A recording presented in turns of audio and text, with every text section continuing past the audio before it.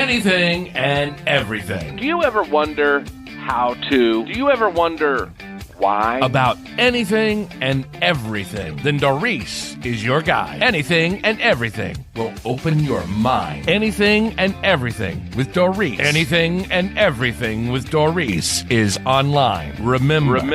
Anything and everything with Doris.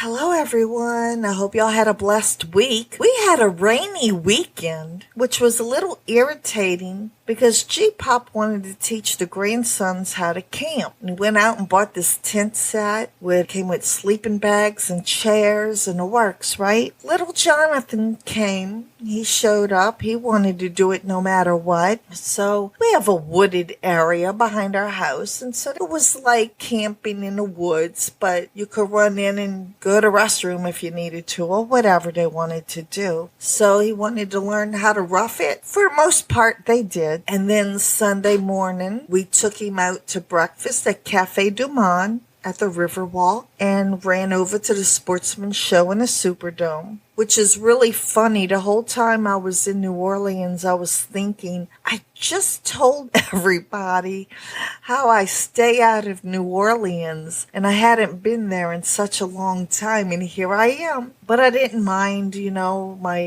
my husband was with us, and we left about 2 or 3. So my grandson just loved the Sportsman Show. They were giving him so much stuff. They like to give out hats and cups and ink pens and all kinds of crazy stuff. And so even got a Frisbee. I mean, he racked up. He must have left with like three bags full of stuff. It was like trick-or-treating, but you didn't get candy. Although they did have some candy they were handing out too. And Paul won his first prize ever. He won a fish fry basket. However, we had already left when they called and we weren't going back. I hope they were able to give it away to someone else who was there, especially someone who might not have been from here. They would love that. So I really hope someone was able to make use out of it. I hope they did give it away. And we went out to eat at Piccadilly, and right next door, T-Mobile was giving away free book bags for children, and they had a little bit of school supplies in them.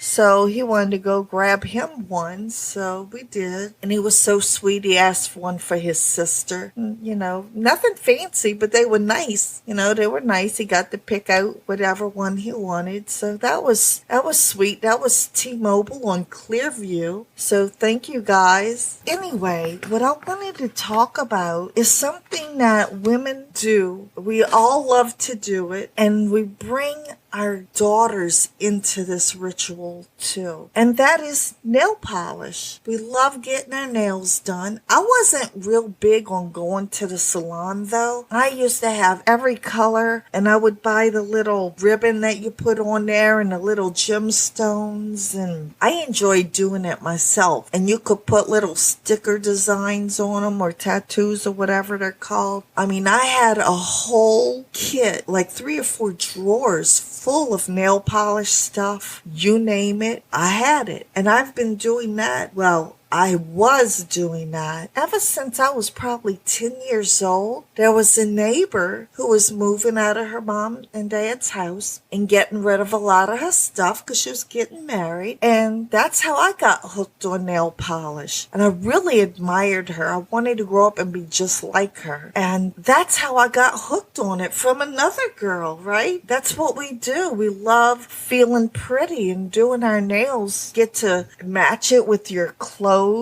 or the holiday. It's just a ritual that most of us like to do. And then when I had a daughter, I finally got a daughter out of baby number 4. And I think she was about maybe 6 or 7 when I started doing her nails because she wanted to do hers too. I didn't see the harm in it. And now she likes going to the salon, and she has 2 daughters, and one is 8. So she brings her 8-year-old with her sometimes. daughters. Gracie is a little too young, so thank goodness she's not doing that yet. And I used to buy nail polish kits for my other granddaughters for Christmas. I mean, it's just something we love to do. Whether we're doing it ourselves or going to the salon getting pampered, most of us like doing that. I quit doing this probably about 4 or 5 years ago when I got into holistic health. And the funny thing is, before I got into holistic health, I was into traditional medicine. And when I was working in doctors' offices, even when I went to school for my training, nobody said, oh, you shouldn't get your nails done. It's not healthy. But they did say, look, don't wear false nails and don't wear polish to work. If that's something you want to do it on the weekend. Don't wear that stuff around the patients, blah, blah, blah. And they had all their good reasons for it. But they never said, don't do it yourself, period. When I got into holistic health and started working in that area, I learned, no, girl, don't do that, period. It's very dangerous. And I was like, yeah, everything's dangerous, you know? But I started thinking about it. And ever since I was a little girl and I would get out my nail polish, I would get migraines. I'd start getting these really bad migraines. But I didn't care. I wanted to get the nails done. You know, we would open the window or the door, we vented it, but I would still get these headaches, right? Why didn't I correlate that to, if it's making me sick, it's probably toxic? But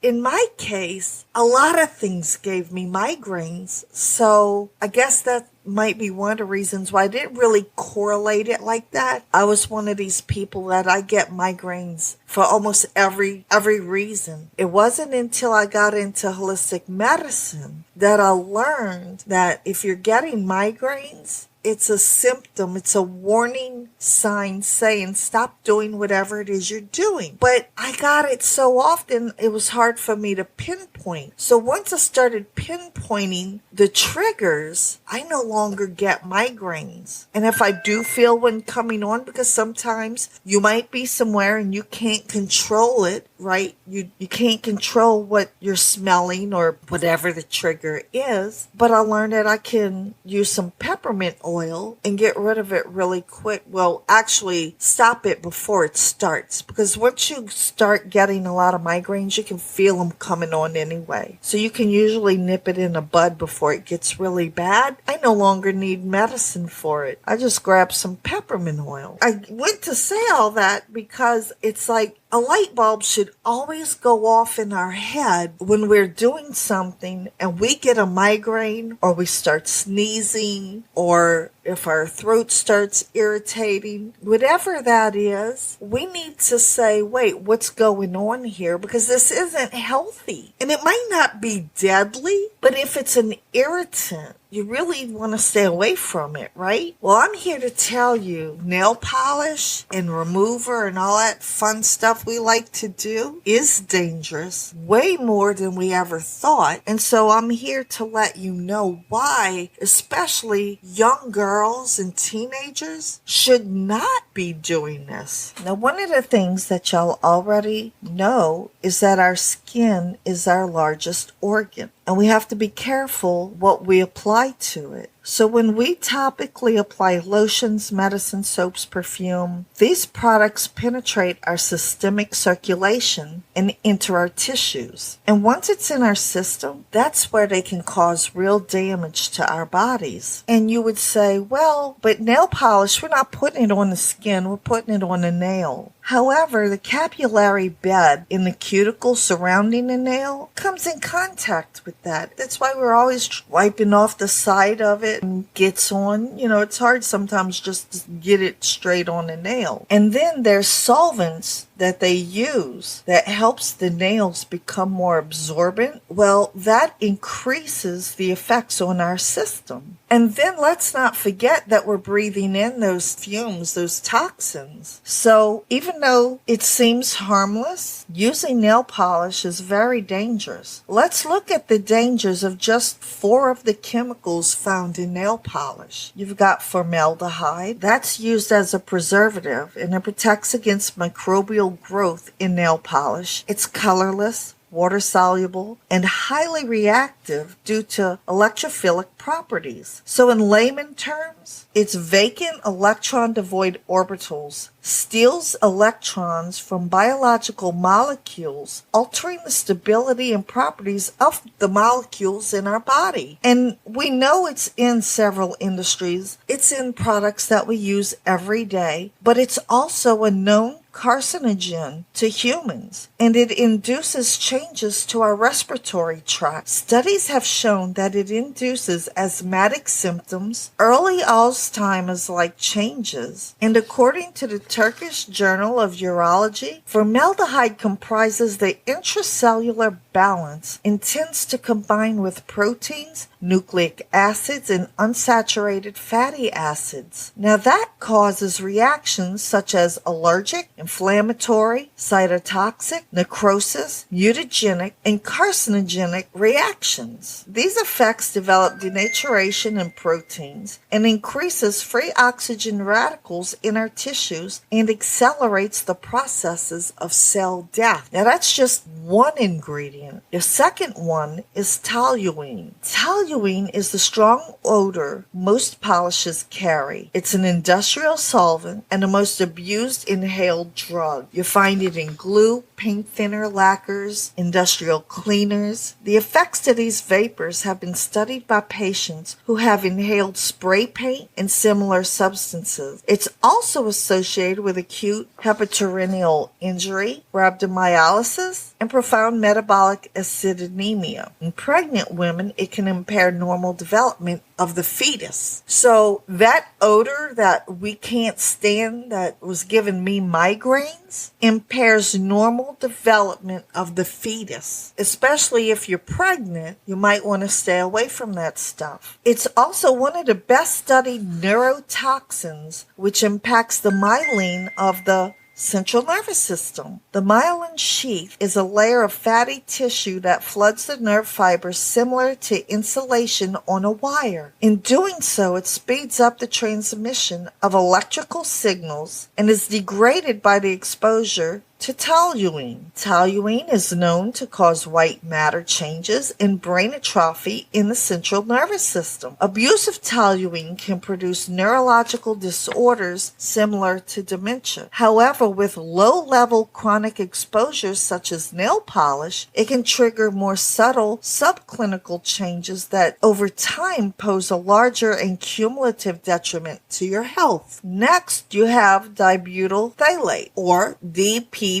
This compound was incorporated into polish to help retain its color, to prevent chipping, and improve the flexibility of the polish. This mimics estrogen, which induces testicular toxicity and impairs spermatogenesis, which is the process of new sperm. It also interferes with the thyroid, leading to obesity. It disrupts fetal development. In fact, due to it being a reproductive and developmental toxicant, the European Union banned its use in cosmetics in 2004. Now, this caused companies to launch the 3 free polishes, which is to avoid the toxic trio that we're talking about, the formaldehyde, the toluene, and a DPB. Now, although many in-free labels began emerging, there's no standardization or formal regulations mandating which chemicals are going to be omitted. Then you got the triphenyl phosphate, or TPHP. Since phasing out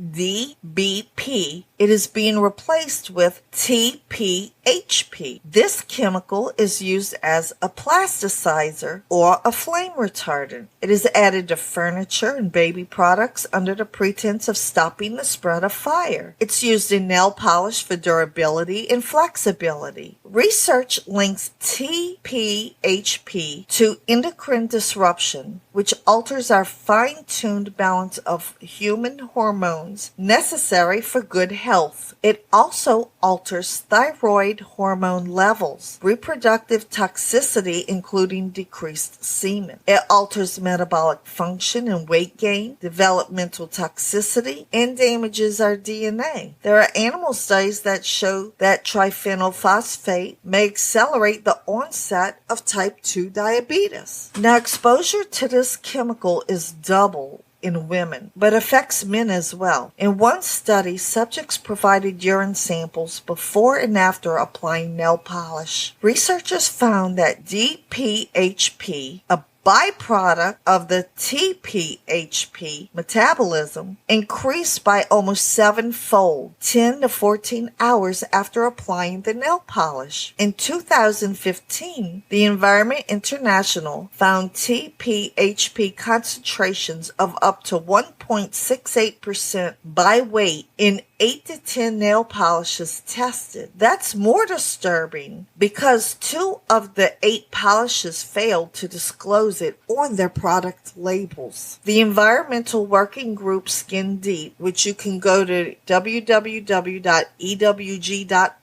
it's a cosmetic database that discloses info on products. I love this site and I use it on a regular basis. Of the thousands of products they catalog, more than half disclose the use of TPHP. And this includes popular nail polish brands such as Sally Hansen, Revlon, Maybelline, and OPI, which was one of my favorites. The industry estimates that 97% of U.S. girls ages 12 to 14 use nail products. This makes them vulnerable during puberty for hormonal disruptions. After reading what just 4 of these chemicals do to our bodies, our reproductive organs, and everything else, I feel horrible that I was doing this to my daughter and my grandchildren. And now they're all hooked on it. And it's sad because I can't convince them to stay away from it. But the good news is that the industry is working to make it safer. Now, it also causes autoimmunity. And I'll bet we know, each of us knows at least one person that has an autoimmune condition. Right off the top of my head, I know 5 people, and I'll bet I know more. But right off the top of my head,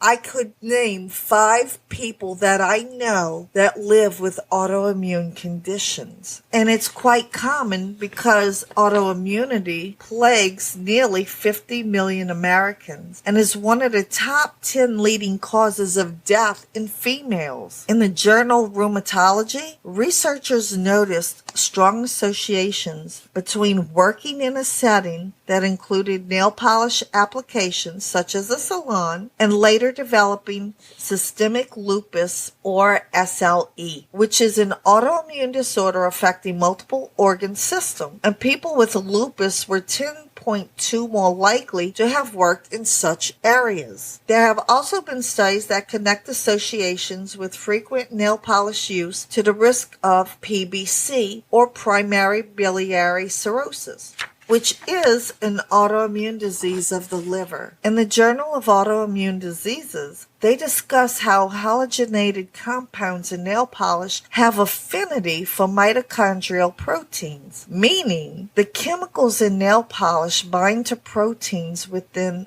organelles of our own cells. By doing so, they are more likely to be recognized by the immune system as foreign and provoke an immune reaction. The immune system then responds by producing the anti-mitochondrial antibodies, which are typical of PBC. Phthalates contained in nail polish, as well as other cosmetics, induce autoreactivity, or an attack against itself. So could you imagine that using nail polish could be one of the reasons ladies, and I guess men, because men work in the industry as well, and if they're not painting their nails, they're managing it, that might be cleaning up in there. So could you imagine? A lot of people might have an autoimmune disease because of that. And I'm sure it's not just any one thing. But I know that my friends, a couple of them that have an autoimmune disease, were still getting their nails done and wondering why, when they were doing everything their doctor told them, why am I still suffering so much? Until I said, did you know this? And I actually gave them this information to read for themselves. They had no idea. None. Now, what are they doing? I don't know if they're going to do it. It's addictive. Getting your nails done is really addictive. If you go to the salon, they'll massage your hands. And if you're getting a pedicure, they're rubbing your feet, even your legs. I mean, it feels so good. And I'll tell you what, I did go to the salon for my daughter's wedding. Not for my nails, though. I wanted to get a pedicure because I was getting this dry skin on the bottom of my feet. I was having trouble getting it off. And so she asked what color did I want on my toes. And I almost didn't get it. And I said, well, it's just this one time. It's not like I do it all the time. And so I got a really light color. It was fine. It wasn't like I do this all of the time. So I even have trouble saying no sometimes. But I tell you what happened when she went to put the lotion on my legs. Even though the lotion felt good at first, I started getting like a burning reaction. The scrub on the feet didn't bother me, but that lotion, and it smelled so good. And I'll bet you whatever was in the fragrance was probably one of the reasons that it was tingling so much. I had to get into the car and take a baby wipe and wipe it off of my legs. It was hurting so bad, which is why I normally don't go to the salon anymore. I usually do my own feet at home, as far as scrubbing the calluses and stuff off my feet. Remember I mentioned the Inci nail polishes? Well, they're not toxic free. They are better than the other ones that we've been using for decades, but they are not toxic free. Due to the demand for organic products, several brands are capitalizing on the term 357 and 10 free nail polish. While this may seem great news, it also brings on a false sense of security. Companies have been known to practice what we call greenwashing, where they use certain buzzwords and they obscure advertising slogans to such as non-toxic or natural, and they're not being honest, but they also carry no legal weight. So it's not like you would be able to sue them, right? These nail polishes that are labeled 357 and 10 free often still contain toxins such as benzophenone 1, which is an endocrine disruptor, with links to cancer. It is also linked to neuronal delay, congenital malformations, male infertility, and problems with behavioral development. There is also evidence of benzophenone 1 accumulating in the placenta, and that's according to the Journal of Preventive Medicine and Hygiene. These ingredients have good lipophilic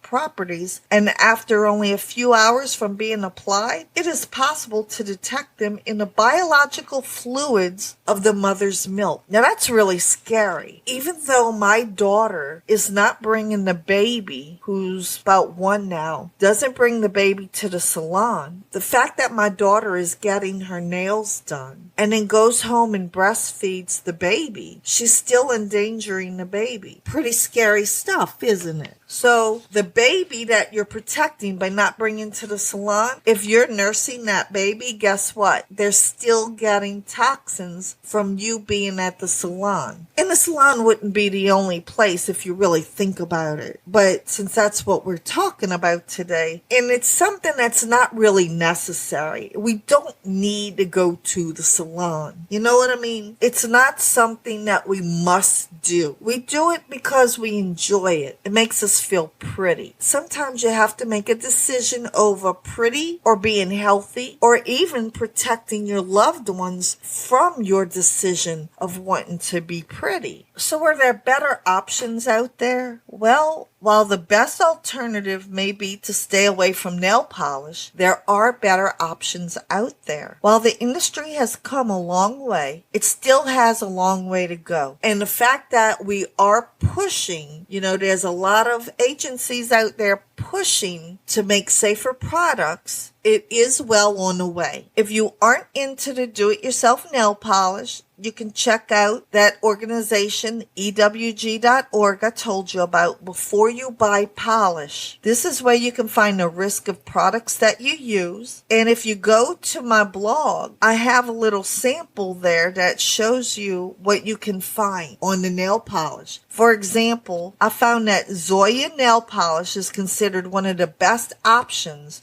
and green salons use it. But here's what EWG.org says about it. It has high concerns of multiple additive exposure sources, irritation of the skin, eyes, or lungs. And then now that's the high concerns. Then they have the moderate concerns of contamination, and then your organ system toxicity, which would be the non-reproductive. And then there's low concerns, which would be the data gaps and the occupational hazards. Now, the ingredients in Zoya is the isopropyl alcohol, which is the irritation of the skin, eyes, or lungs, the organ system toxicity of the non-reproductive, developmental reproductive toxicity though, okay? And then they have the acrylates copolymer, and those concerns are the use restrictions and the contamination concern. And then they give you styrene acrylates copolymer, and they have the use restrictions and contamination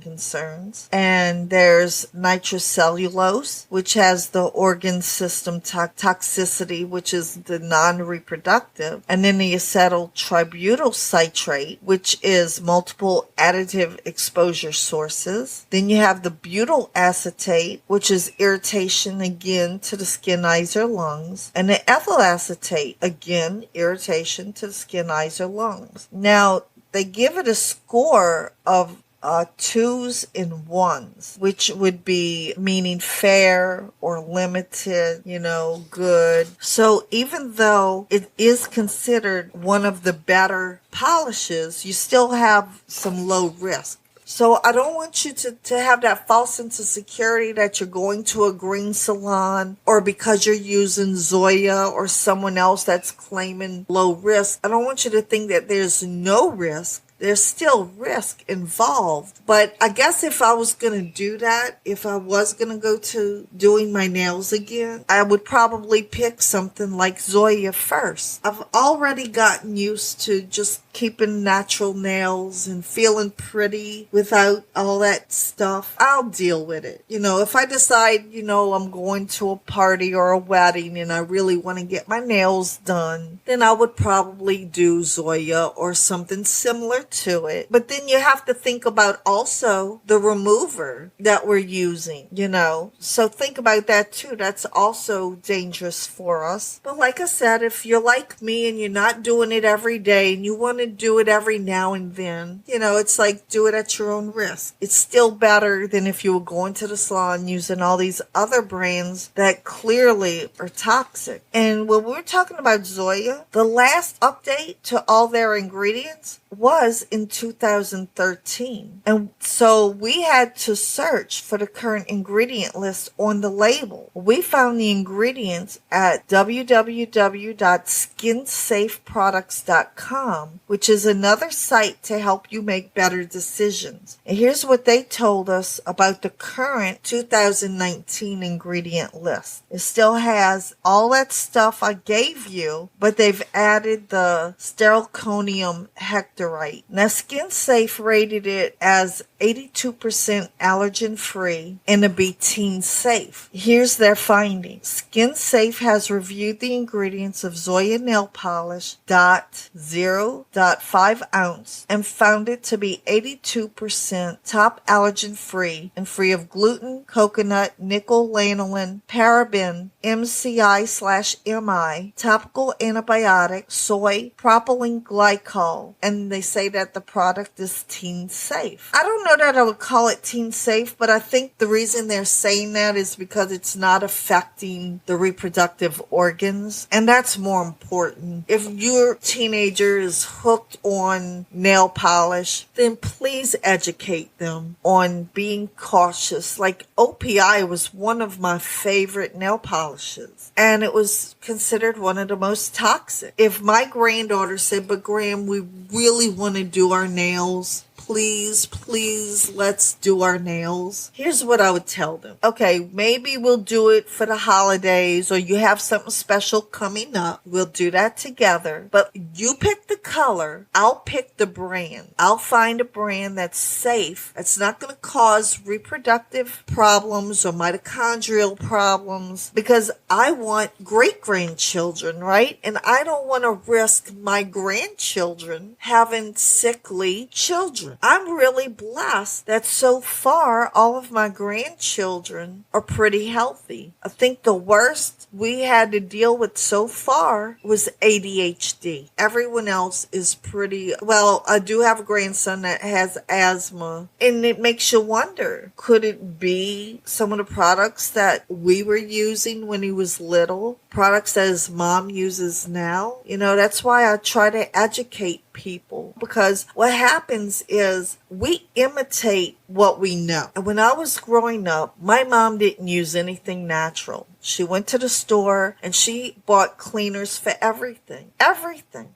There was a different product for every little task she had to do around the house. Our house was really, really clean, right? At least we thought so. But when you start looking at all the toxins that she was spreading around the house, and then both my parents smoked. So it's no wonder when I got older, I would have asthma. And that's the thing. Some people might get asthma younger, and some it might take a lot more before it affects them. Like my grandson, he got asthma probably about maybe a year or 2 years old. Me, it took a lot longer, but I finally got it. So we need to really be more aware of what we're bringing into our homes. We think we're doing this great job. You know, if you walked in my mother's house, you could eat off the floors. You would never find a speck of dust. It was clean, clean, clean. Now, the one thing that my dad was adamant about was bug spray. He wanted to kill bugs naturally. He did not want poisons around his family. That we were safe because he wasn't using bug spray, which is great. I'm thankful that he was trying. But meanwhile, my mom has all these toxins going off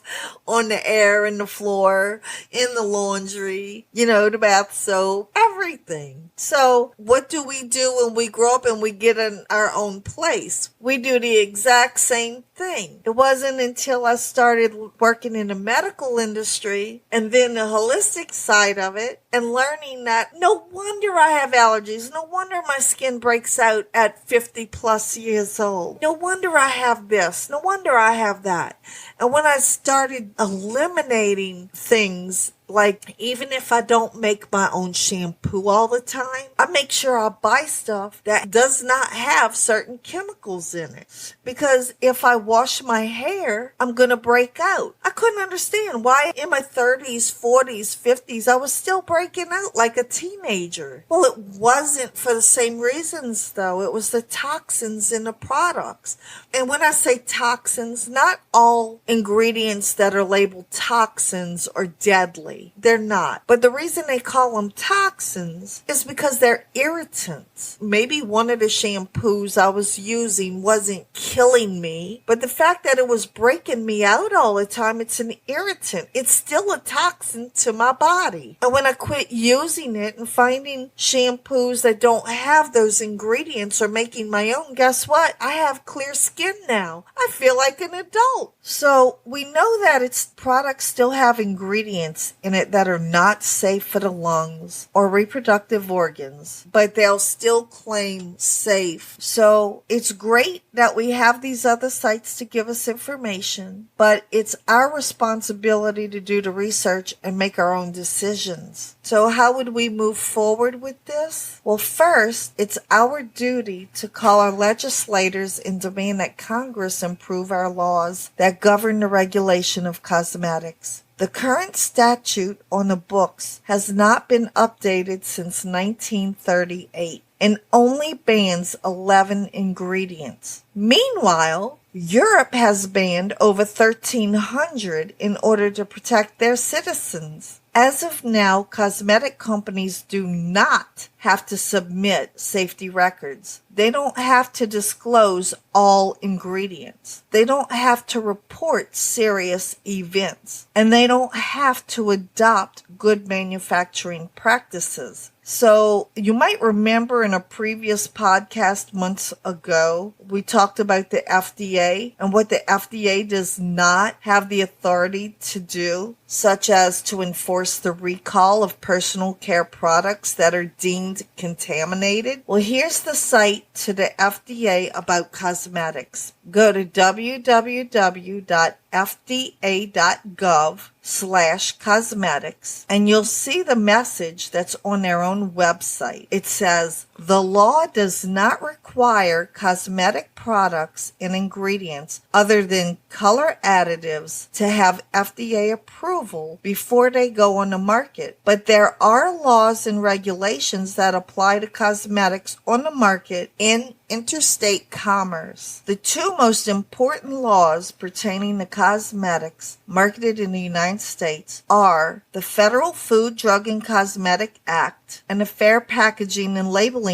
Act. External link disclaimer. The FDA regulates cosmetics under the authority of these laws. In the United States, federal laws are enacted by Congress. In order to make the laws work on a day-to-day level, Congress authorizes certain government agencies, such as FDA, to create regulations. A change in FDA's legal authority over cosmetics would require Congress to change the law. Can FDA order the recall of a hazardous cosmetic from the market? Recalls of cosmetics are voluntary actions taken by manufacturers or distributors to remove from the marketplace that represent a hazardous or gross deception or that are somehow defective. The FDA is not authorized to order recalls of cosmetics, but we do monitor companies that conduct a product recall and may request a product recall if the firm is not willing to remove the dangerous product from the market without FDA's written request. Now that's their own words. You can find that under the FDA recall policy for cosmetics. So we are behind when it comes to demanding the protection of our citizens, especially our most vulnerable, infants as well as the unborn. We must demand that harmful toxic ingredients are eliminated from our products, or at the very least, allow us full disclosure so we as responsible consumers can make better choices. Now below, I will show you all the references to everything that we discussed. And don't forget to use the EWG.org or the SkinSafeProducts.com, the FDA.gov, other agencies you can look up that will help you in learning so that you can make better choices. And of course, I'm going to keep you updated on stuff like that too. I know getting your nails done is it's addicting, especially if you've been doing it your whole life. I just want to warn you that if you're now dealing with an autoimmune deficiency, an autoimmune disease, or maybe asthma or anything other than maybe normal allergies, maybe cut down on it or stop it altogether and see if that helps. See if that relieves some of the stressors on your body. Because I'll tell you what, I have 5 beautiful children, so far 14 wonderful grandchildren, I'm not ready to go yet. So I want to be here. And I don't want to be here being sick, not being able to enjoy them. I don't want to be the grandmother where everybody has to come to the house and tell them how great their day was because she was too sick to go enjoy it. So if it means cutting down or cutting out nail polish altogether so that I can live longer to enjoy it with my loved ones, then I'm willing to do that. So now you have all this information so that you can make better decisions on what's best for you and your family. God bless.